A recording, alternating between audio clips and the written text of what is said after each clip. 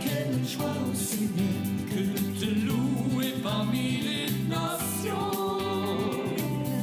Quelle joie au Seigneur que de célébrer ton nom. Dieu nous a établi lumière pour les nations, pour que de par le monde nous fassions connaître son nom. Il nous a envoyés pour prêcher et chanter.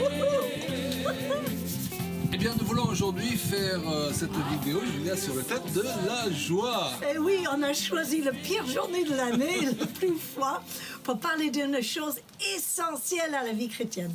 Oui, on appelle ce cours la puissance de la joie. Et c'est vrai, si on a décidé de le faire aujourd'hui, dans cette journée où il ne fait pas si beau que ça, c'est le moins qu'on puisse dire, c'est parce que nous voulons personnaliser cette vidéo et nous faire comprendre aussi que la joie du Seigneur est notre force et que celle-ci ne doit pas dépendre des éléments extérieurs.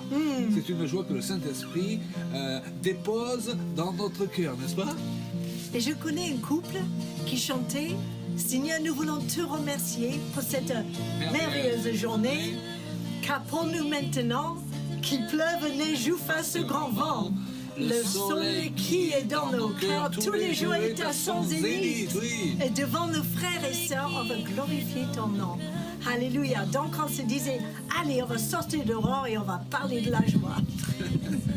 Et puis la joie, c'est un élément indissociable du royaume de Dieu. La Bible nous dit que le royaume de Dieu, c'est la justice, c'est la paix et c'est la joie. C'est vrai. Et la Bible nous montre que les premiers disciples, eh bien, régulièrement, ils étaient dans la joie. Le Saint-Esprit les plaçait dans la joie. Cette expression revient régulièrement en parlant d'eux. Et si nous voyons de près ce qu'ils vivaient, parce qu'ils étaient souvent persécutés, n'est-ce pas, dans cette période, humainement parlant, ils n'avaient pas toujours de raison d'être dans la joie. Ce qui nous fait comprendre que la joie, c'est pas un état d'âme. Non, c'est un choix. La joie, c'est un choix, c'est un état d'esprit, c'est une mentalité, un état d'esprit, une forme de mentalité qu'on choisit de développer sous l'inspiration du Saint-Esprit. D'ailleurs, il y a ce passage dans l'Écriture où même c'est Paul et Silas qui se retrouvent en prison. Eh oui, parce qu'il faisait vraiment nuit et ils étaient emprisonnés, ils étaient enchaînés. Et qu'est-ce qu'ils ont fait?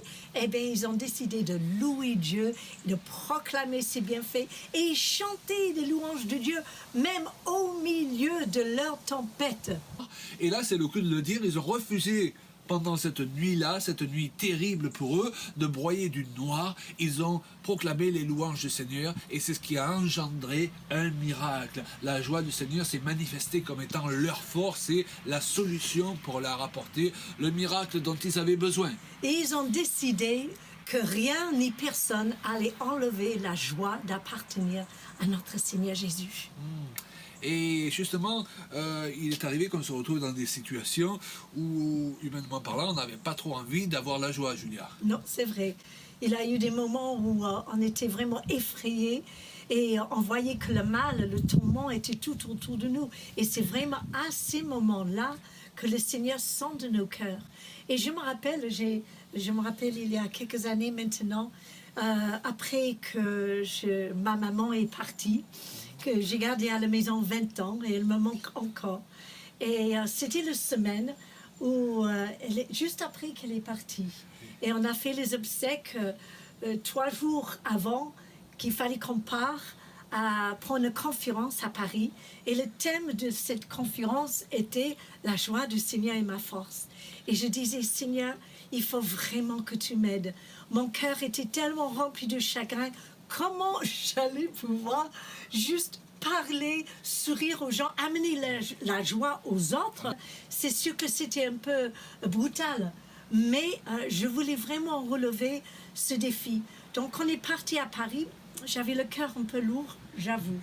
Mais je me rappelle qu'avant la première réunion, on était assis au premier rang et le choral chantait, etc. Et je disais, Seigneur, ok, c'est maintenant, il faut vraiment que tu touches mon cœur. Et à cet instant, c'est comme si j'entendais la voix du Seigneur et qui me disait, Julia, si tu savais quelle joie j'ai d'avoir ta maman avec moi, et si tu savais combien elle est heureuse d'être avec moi aujourd'hui, tu essuierais tes larmes et tu seras dans la joie. Et c'était comme une révélation pour moi. Et j'ai pu me lever, chanter le chant qu'on chante souvent, la joie du Seigneur. Et avec force et avec conviction. Et on a amené ce week-end au bien et beaucoup de gens, ils étaient bénis. Mais je sais que ce n'est pas toujours facile, Claude. Mais je sais aussi une chose, c'est que parce que la joie habite dans nos cœurs, les situations peuvent changer, les temps peuvent changer, le vent peut souffler, la pluie peut tomber comme aujourd'hui. Mais au fond de nous, la joie d'appartenir à Dieu, d'avoir une éternité devant nous, c'est parce qu'on a une espérance en nous que ce monde ne connaît pas.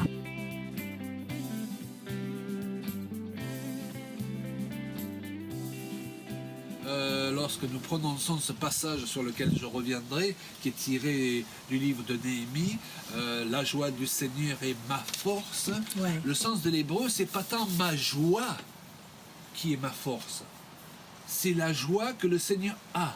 Waouh, c'est la joie que je donne à Dieu qui devient ma exactement. force. Alors bien sûr qu'après c'est ma joie, parce que Dieu étant dans la joie, il me communique sa joie. Tu sais, c'est le principe de quelqu'un qui s'est mis à éclater de rire, et puis l'autre à côté, même si c'est pas trop pourquoi, eh bien, il se met à rire à son tour, parce que la joie est communicative. Eh bien, ça marche comme cela. Et je crois que beaucoup de chrétiens ont tendance, et c'est notre défaut un peu à tous au départ, de chercher toujours leur joie, toujours leur paix, toujours leurs intérêts. Non, ce que nous Les sommes appelés à sentiments de la faire, joie. c'est chercher les intérêts du Seigneur, c'est chercher à ce que Papa Dieu soit dans la joie. Exact. Qu'est-ce que je peux faire pour mettre Papa Dieu dans la joie, qui va faire en sorte que de toute façon, par répercussion, cette joie du Seigneur, il va me la communiquer par le Saint-Esprit à son tour, et là, la joie qui est en moi, parce qu'elle vient d'en haut, sera ma force.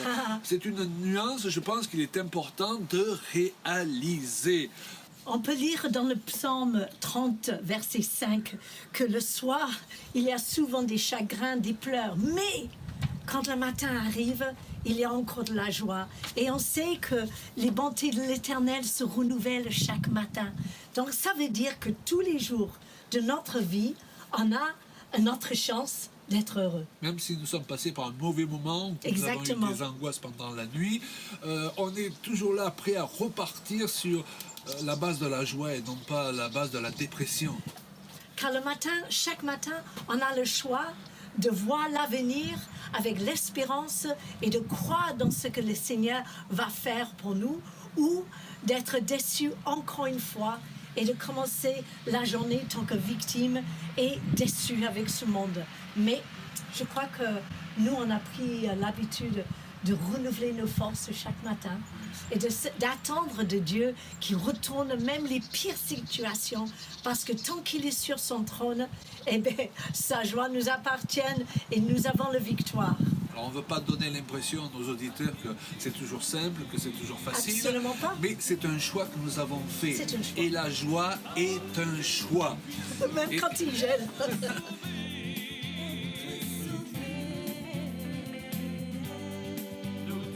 Alors dans Néhémie au chapitre 8, nous trouvons un enseignement formidable quant à ce que Dieu, je peux dire, attend de nous comme comportement vis-à-vis de certaines situations désagréables. Ouais. Et je dirais actuellement, avec le Covid-19, le monde entier vit une situation désagréable.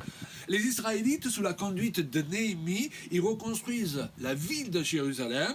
Et lorsque la muraille est rebâtie, eh bien Néhémie décrète un jour de réjouissance devant la face de Dieu, n'est-ce pas? Un jour où on va proclamer les louanges du Seigneur, où on va être, en d'autres termes, dans la joie. Le but de cette journée, c'était d'honorer Dieu et de se réjouir dans sa présence. Et mes amis, vous devez savoir qu'une des manières que notre Père Céleste apprécie pour lui rendre grâce et l'adorer, c'est qu'on soit dans la réjouissance, Oui.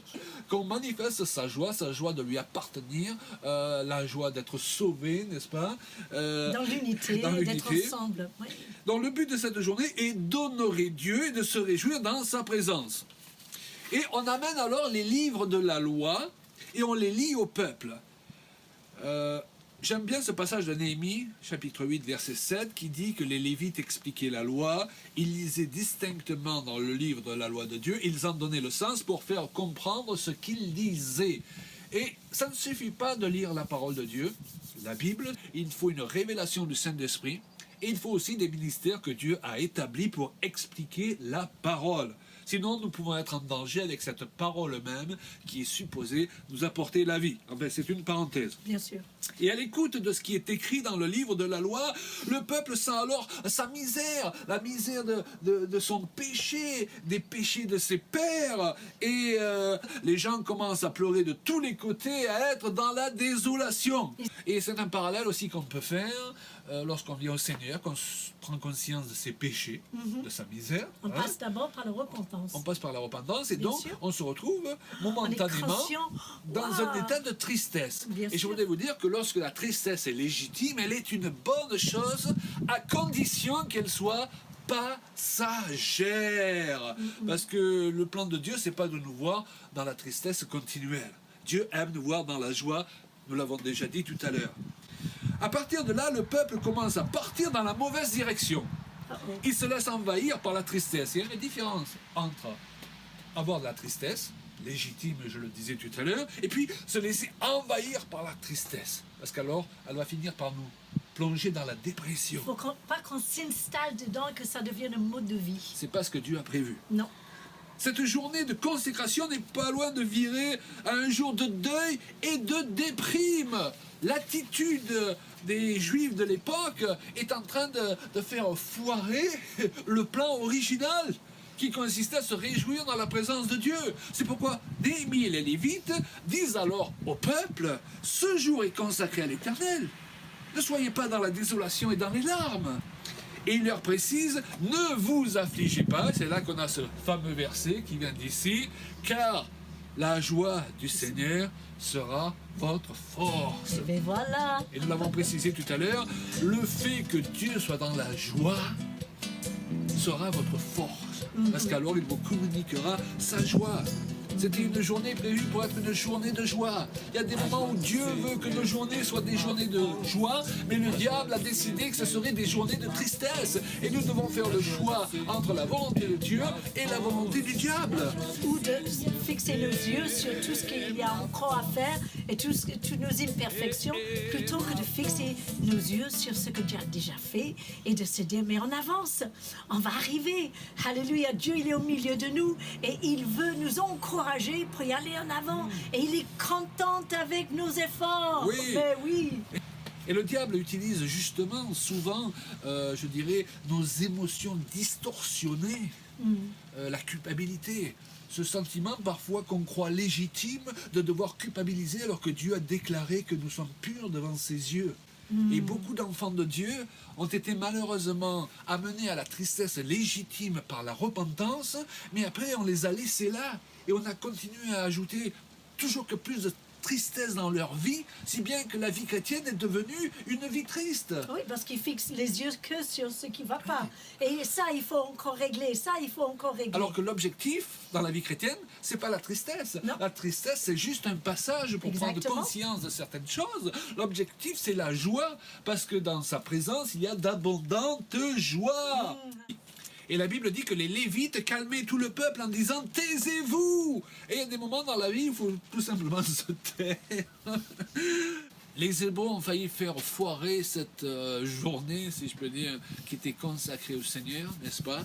Et il a fallu que Néhémie et les Lévites appellent à la volonté du peuple, c'est-à-dire qu'ils mettent en action leur volonté pour choisir de se détourner de cette tristesse destructrice pour choisir la joie du Seigneur. Donc il y a un effort de notre volonté qui doit rentrer en ligne de compte pour choisir la joie au lieu de choisir la dépression pour certains, au lieu de choisir l'abattement, au lieu de choisir de regarder à ce qui nous entoure pour que cela dirige notre vie et nos émotions, mais pour regarder à la volonté de Dieu et se laisser inspirer par l'Esprit de Dieu qui veut nous communiquer la joie.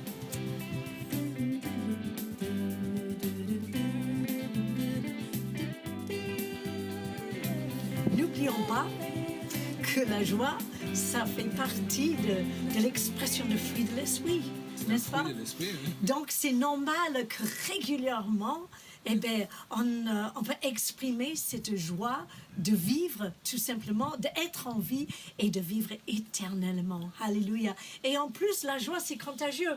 Oui, Hein? oui, oui. Quand il y a qui commence à rire, vous avez remarqué, ensuite à un moment donné, c'est facile que tout le monde se met de bonne humeur. On devrait être des personnes qui allument vraiment une ambiance joyeuse et festive régulièrement dans nos églises aussi.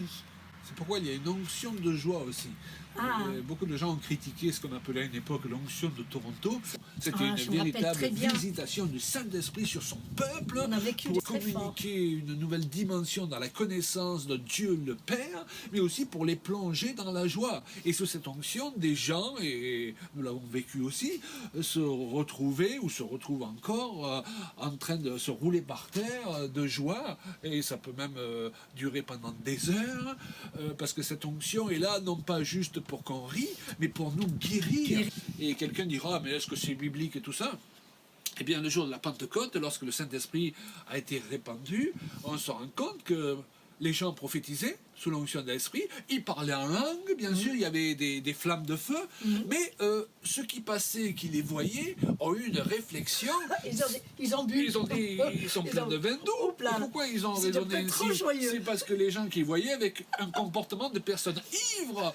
Et c'est ce que font les enfants aussi. C'est vrai. Et donc cette onction nous ramène quelque part à être comme les petits-enfants. Et c'est pour ça qu'elle est souvent méprisée par les gens religieux. C'est pas assez spirituel pour eux.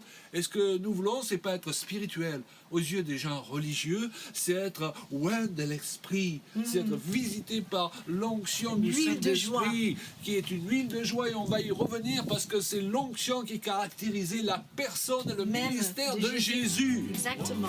Notre nom a été donné dans les cieux. 1 Chronique 16, verset 27, ils disent « La majesté et la splendeur sont devant sa face, et la force et la joie sont dans sa demeure.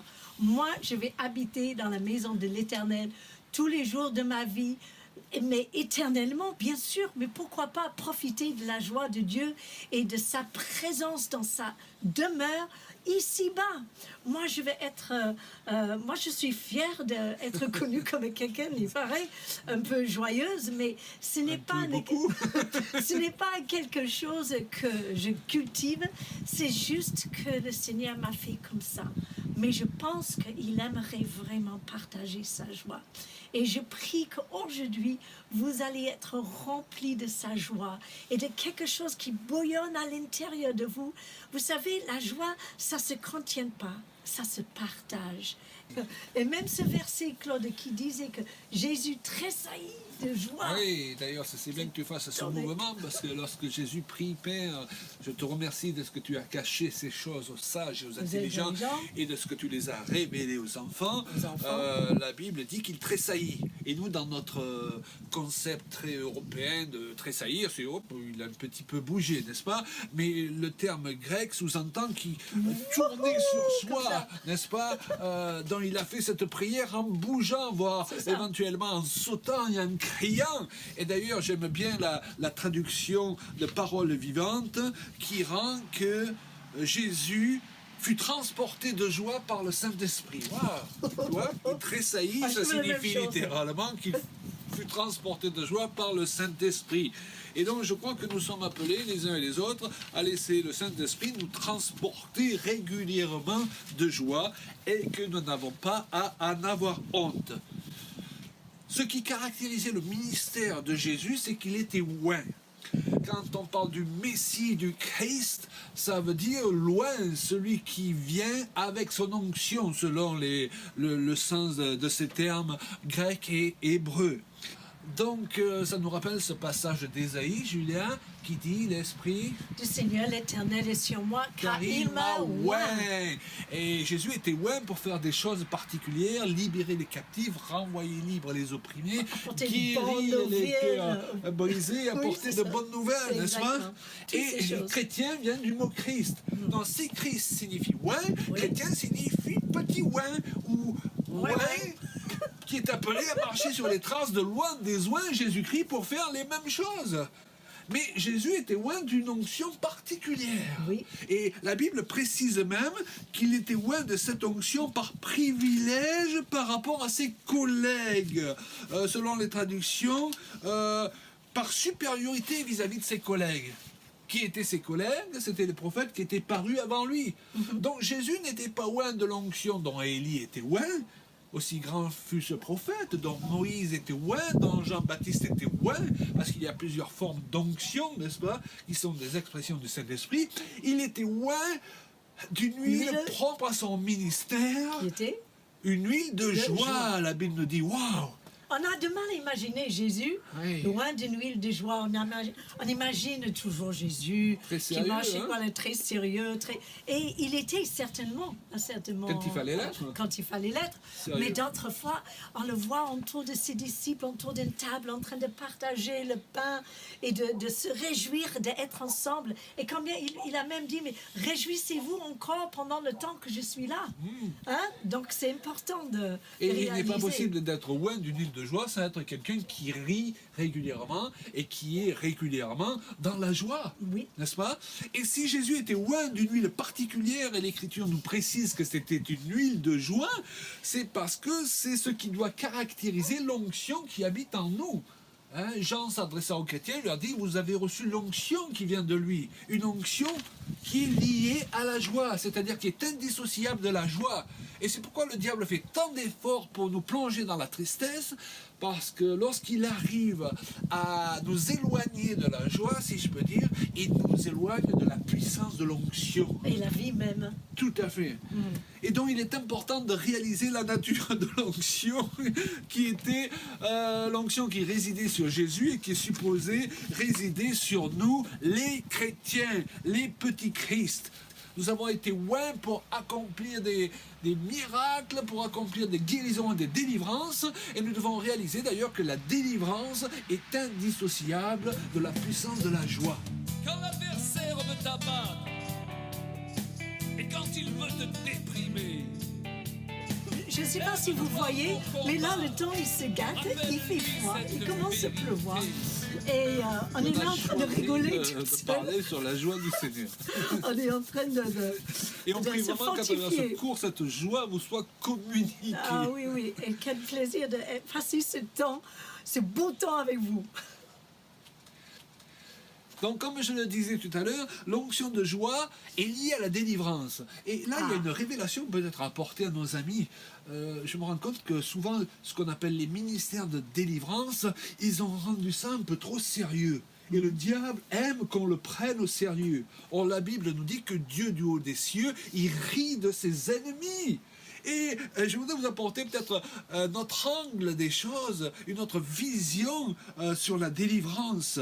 Et vous dire que la délivrance, elle peut être encore plus effective pour chasser les démons, pour les tenir à distance, lorsque nous sommes dans la joie du Seigneur.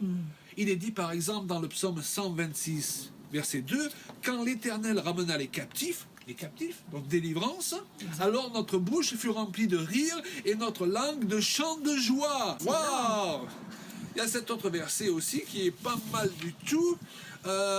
Ésaïe 61, 10, « Je serai plein de joie, l'Éternel en sera la source, j'exulterai à cause de mon Dieu parce qu'il m'aura revêtu des habits du salut. Waouh! Le mot salut signifie autant être guéri qu'être délivré, hein? Ouais. Le terme hébreu ou grec.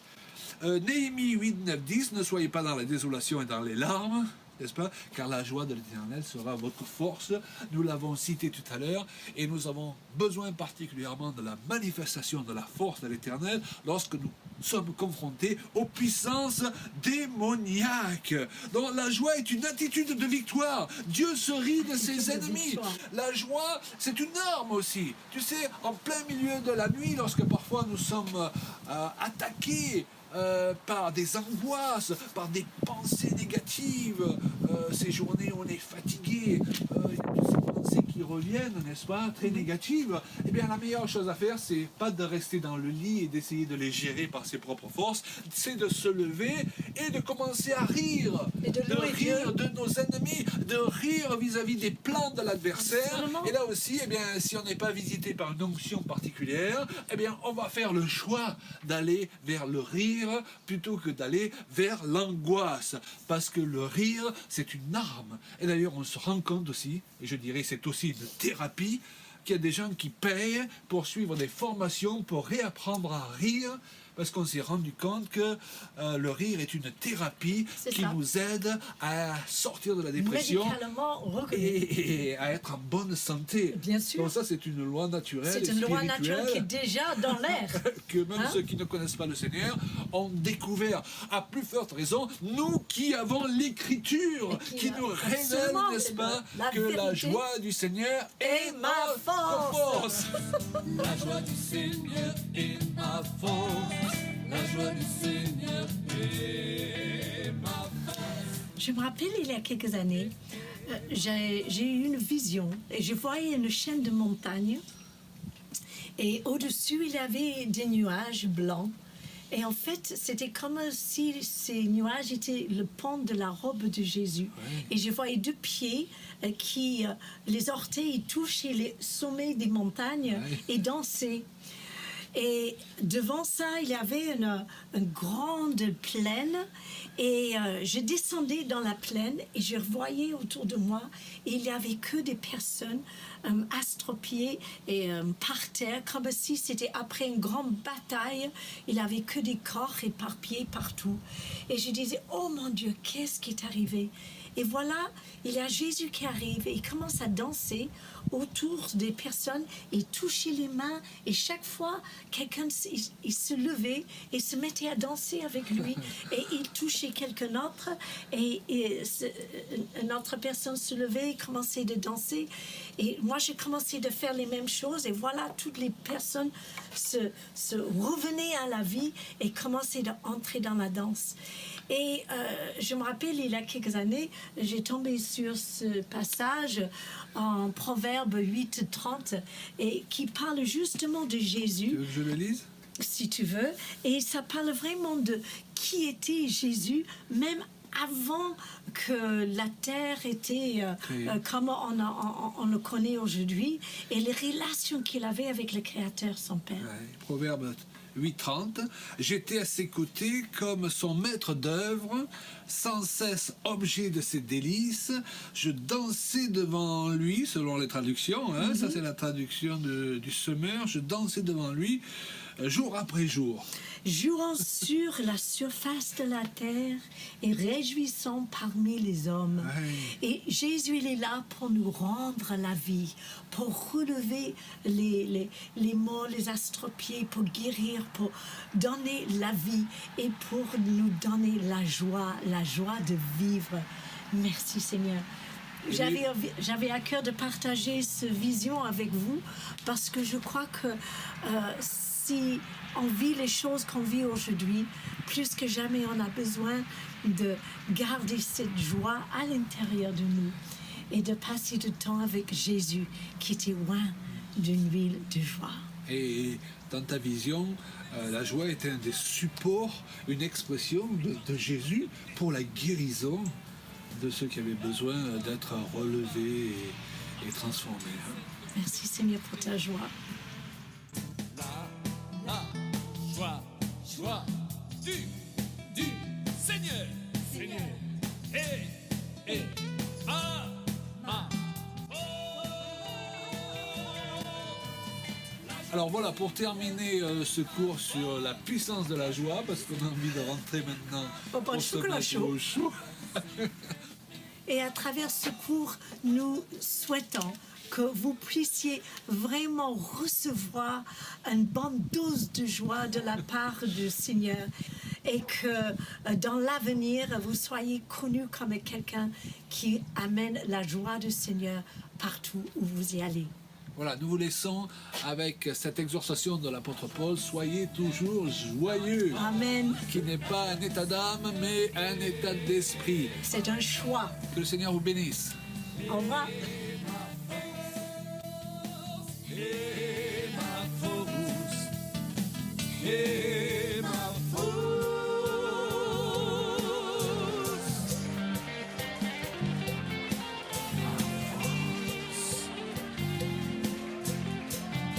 La joie du Seigneur est ma force.